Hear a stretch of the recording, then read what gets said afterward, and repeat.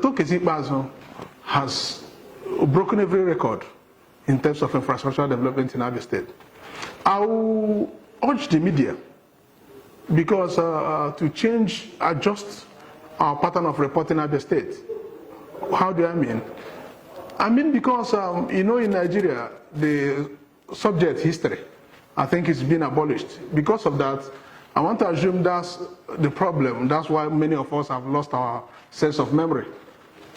Because if you remember, we'll forget too soon how Abia was at the beginning of 2015. I will give very few instances. In Fox Road, there was a waterlog in front of Amikone. That at some point, Aba people said it was a spiritual activity that was going on there that made the flood perennial.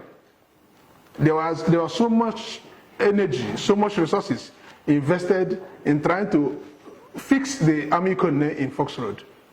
Not until the Governor Kezi Ikpeazu came, and that is history now.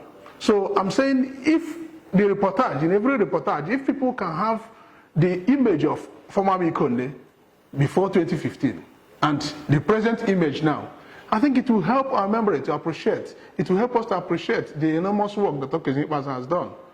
If you go to Ezeku Road, what Ezeku Road used to look like, it will help us if the image is. So I'm charging you media people to, while you're reporting Abia State, report the former what it was before and what it is now. That will help people to appreciate what he has done.